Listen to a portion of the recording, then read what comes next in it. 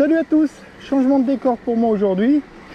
J'ai lâché provisoirement mon monoski pour chausser mon Lapierre pour la petite balade du jour que je vais vous faire découvrir en direction des chalets d'Ayer, où normalement je devrais trouver un peu de neige.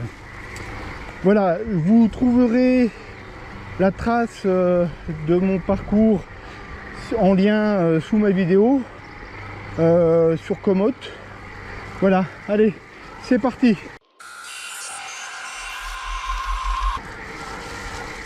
Là, je suis en direction donc du lac de Passy, sous le sous-bois. On va longer donc le lac sur un petit kilomètre. Alors on va longer ce lac pendant 300 mètres pour reprendre un peu la route. On a une belle vue sur les débuts grises de Varins. Donc sortie du lac, on prend à droite le bout de route. Hop.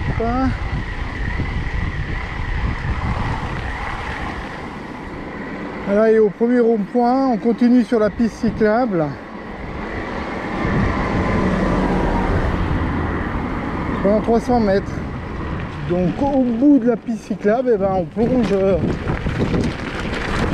une petite voie verte qui longe l'Arve, la rivière, l'Arve. Voilà.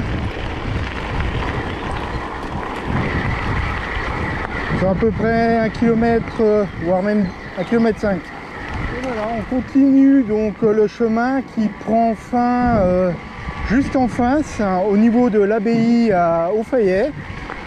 Donc là, on va devoir reprendre un bout de route goudronné sur à peu près 2 km.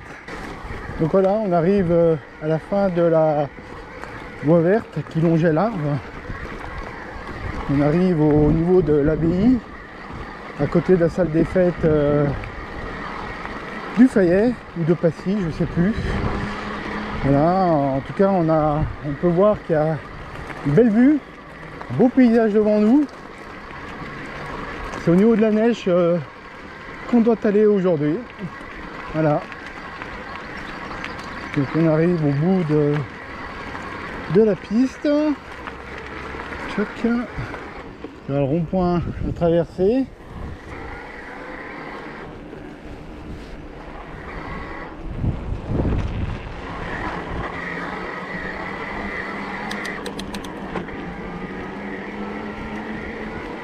Voilà.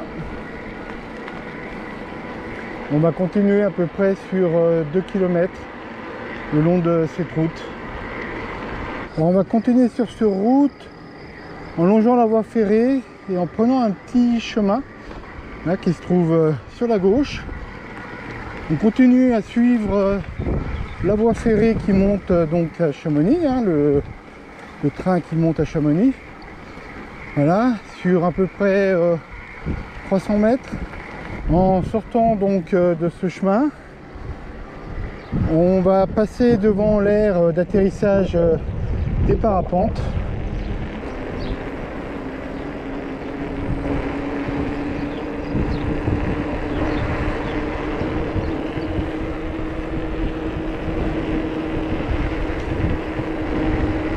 Voilà, et juste après,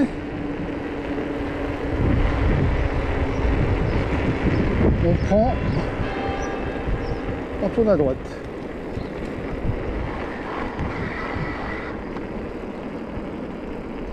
Pour prendre la route des Soudans. Donc au bout de 300 mètres, on prend la route des Buteux. On prend la route des Buteux au bout de 300 mètres. Et là, ça commence à grimper. On est parti pour grimper jusqu'à la route de Servos. En tout cas, la route des Buteux, c'est une belle mise en jambe pour ce qui nous attend après par la suite. Alors pour la petite anecdote, la route des Buteux était l'ancienne route des diligences qui montait sur Chamonix. Voilà, ici, il y a eu du bon monde, normalement, qui a dû passer. La vue est toujours magnifique, hein. Une belle vue sur les aiguilles de Varens. Voilà. Alors, je rejoins le chemin du Bénon. Je prends à droite et je continue. Coucou aux chèvres. Mais la vue est splendide avec cette neige. Voilà. Sinon on continue toujours sur le chemin donc que j'ai pris à la Joux. Voilà, sur à peu près 2 km. Et là on arrive à la partie un peu trialisante. Avec les pneus que j'ai, à mon avis, sûrement pas monter. Alors, je vais voir si à côté ça passe. Et là moi, pas pouvoir. Ouais.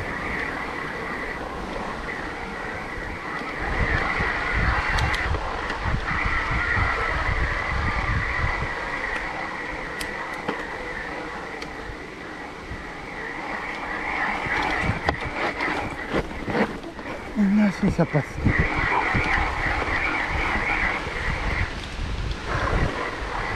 Voilà.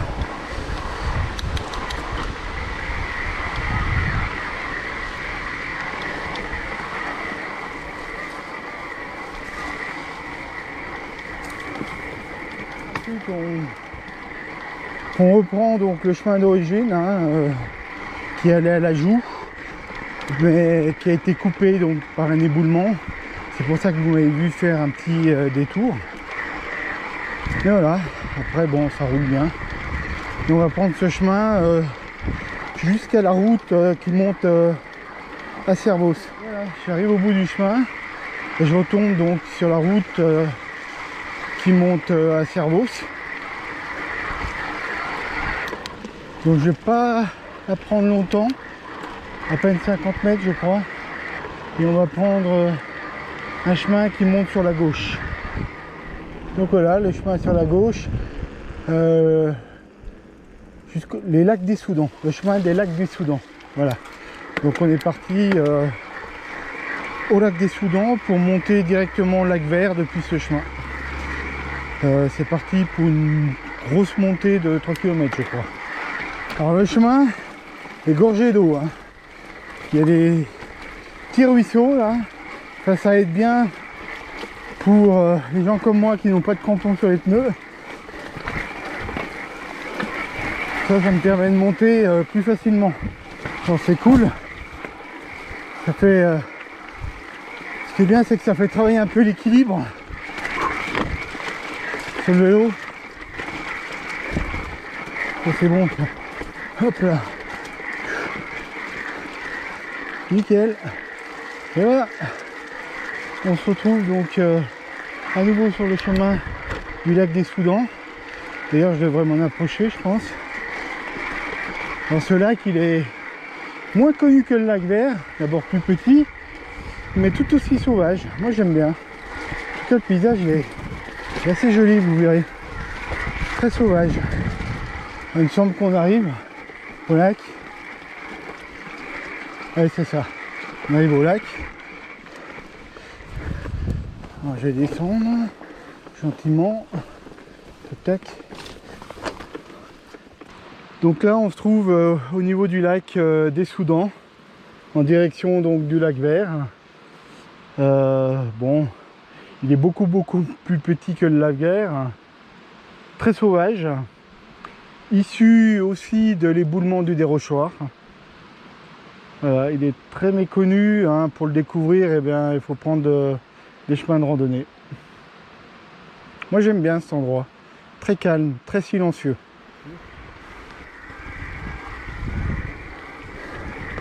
Donc voilà, on arrive à l'intersection de la fin de la route du lac des Soudans. Sur la droite, on retourne au mont du côté de Servos. Et à gauche, on monte au lac Vert. Voilà, donc je prends à gauche moi. c'est parti pour une route assez carrossable, sans souci.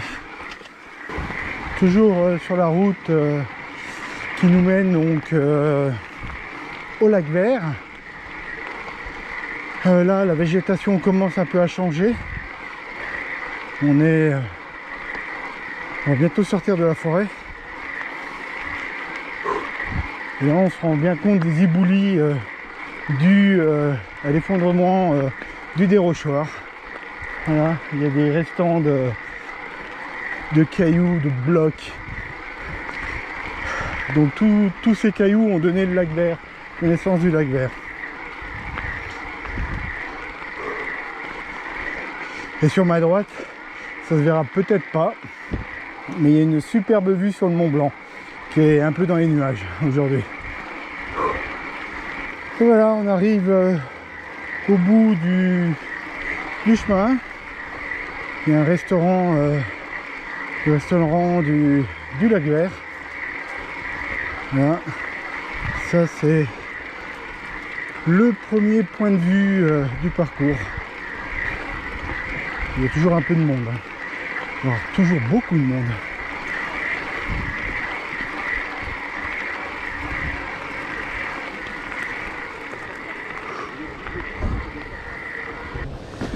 Et voilà, je suis arrivé au lac Vert. C'est un superbe panorama en tout cas. Magnifique, magnifique lac avec une très très belle couleur.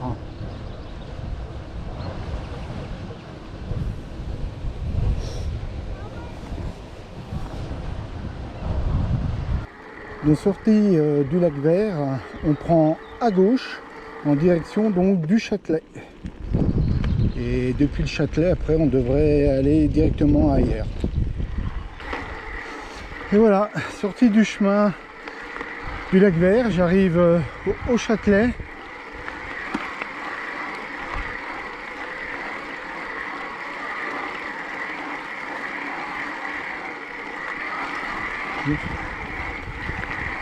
Voilà, une superbe vue sur le Mont Blanc. Et puis bien sûr sur la chaîne des Fises depuis le Châtelet, absolument magnifique. Et en face de moi, Pointe-Noire. Je l'ai souvent fait en randonnée pédestre. Voilà, c'est superbe. C'est un joli endroit en tout cas.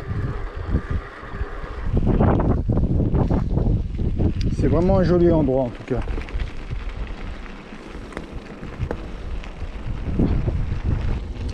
Alors les premiers névés apparaissent.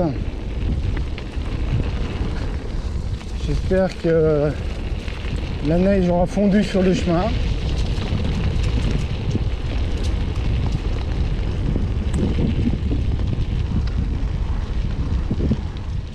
Donc ça y est, là on arrive au chalet des Souhaits. C'est le point de départ pour aller au lac de Portmenat. Il y a les échelles. Là nous on continue donc en direction de l'AR. On devrait y être dans environ 5 minutes. Et ben voilà, je suis arrivé donc au sommet d'Ayer avec le village en face de moi. Il y a du Zef. La vue est toujours splendide avec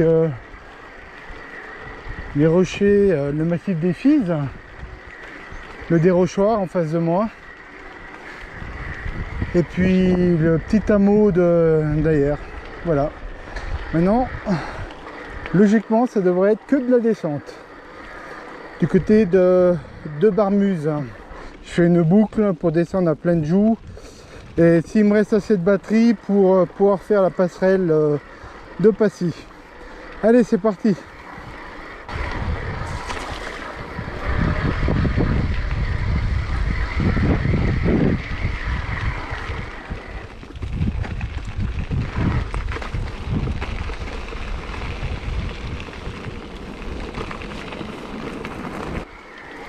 Donc là je vais y aller un peu à l'économie parce qu'il me reste 18% de batterie Et grosso modo, à peu près 10 km encore à faire.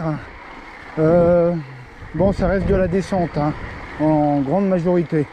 Ça doit le faire, mais je vais revenir à mon avis avec seulement quelques pourcentages. Voilà. Donc là, j'arrive à Barmuse. Et après Barmuse, eh bien, je descends sur Plainjoux pour après prendre l'option passerelle de passerie.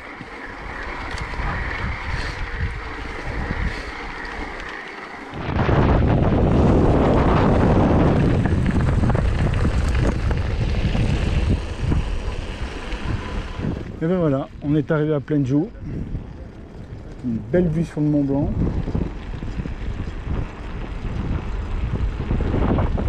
Les terrasses qui sont ouvertes.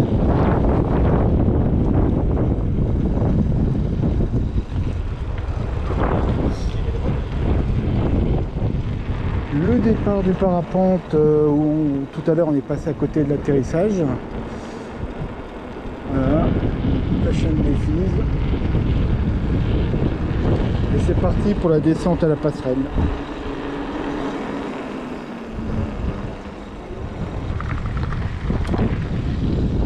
Donc depuis Plainjoux, prendre le petit chemin sur la droite qui nous amène à nouveau au lac Vert.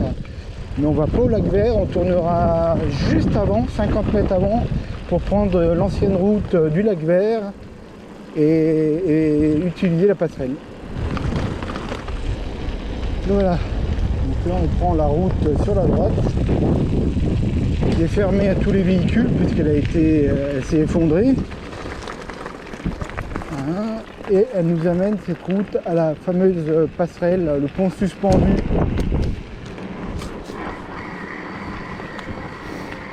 Et ben voilà, on arrive à la passerelle.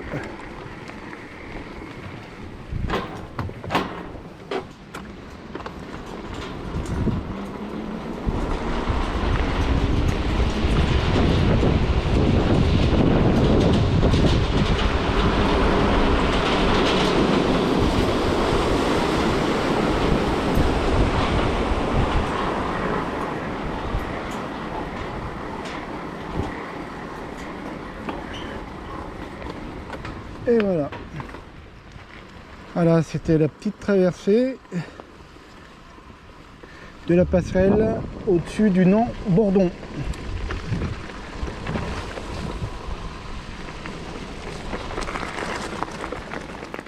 Donc avant, ici, il y avait une route. Elle a été entièrement embarquée il y a très longtemps. Je ne connais pas la date. Donc là, juste après la passerelle, on prend le chemin sur la gauche. C'est le sentier qui nous amène au plateau d'Assy. Petit chemin bien sympa. Il y a un petit sentier d'ailleurs. Voilà, le petit sentier bien sympa qui devrait nous ramener à Pracoutan. Et voilà, le chemin, il nous amène à Sancelles-Maulx. Je me suis trompé, pas Pracoutan, mais Sancelles-Maulx. Voilà, alors là, il y a une petite partie goudronnée qui nous amène au village. Alors, le tour, il nous amène devant l'église de Sancelles-Maulx. Donc, c'est une très très belle église, enfin, assez contemporaine. Mais à l'intérieur, on y trouve des œuvres qui ont été érigées par des grands artistes.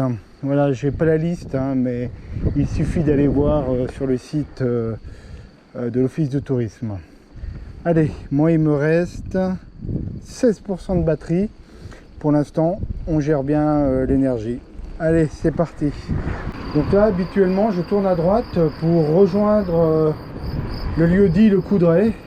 Mais là, comme il me reste 12% de batterie, je ne vais pas prendre de risque. Mais habituellement, ça passe en prenant à droite, en rejoignant donc Le Coudray et en redescendant par Bay. Voilà, là, je vais prendre la route pour rejoindre Bay, pour économiser de la batterie. Voilà, pour être sûr d'arriver à Saint-Martin, en tout cas, avec du jus. Donc ça y est, j'ai pris la la petite route sur la droite quand je suis arrivé à Baie, qui me permet donc d'aller au Juliard et de rejoindre le sentier qui descend à Saint-Martin. Donc voilà, là je vais tourner à gauche. Je suis au Grand Isère, donc je tourne à gauche et je prends ce chemin qui nous amènera à Saint-Martin. Allez, c'est parti. Donc là, c'est là qu'il ne faut pas trop louper l'intersection du chemin. Donc on abandonne le chemin de Soulsay pour reprendre un petit chemin là sur la droite, qui est habituellement pas si boueux que ça, mais là je vois que il y a eu du bois qui a dû être tiré ou je sais pas quoi, mais là il est bouillasse. Ah, je vais vraiment rentrer crépi ce soir. Et ben voilà, moi je sors du bois bien crépi. C'est quasiment la fin du parcours, hein. Là je vais rejoindre la route goudronnée et ensuite c'est direction Pont de Saint-Martin. Et voilà, j'arrive à Saint-Martin, au pont qui se trouve sur la gauche. C'est la fin du parcours.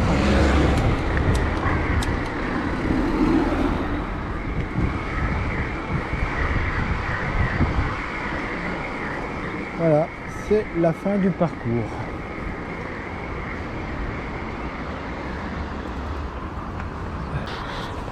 Et ben voilà, j'arrive à Saint-Martin, c'est la fin du parcours, bien crotté, hein, le vélo est bien sale.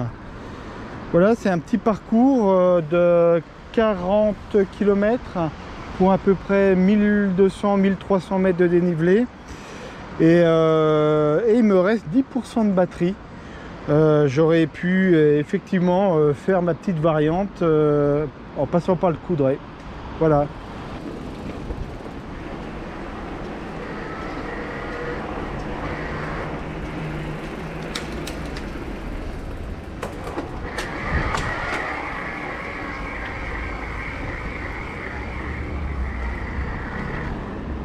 Et voilà, c'est la halte de mon circuit.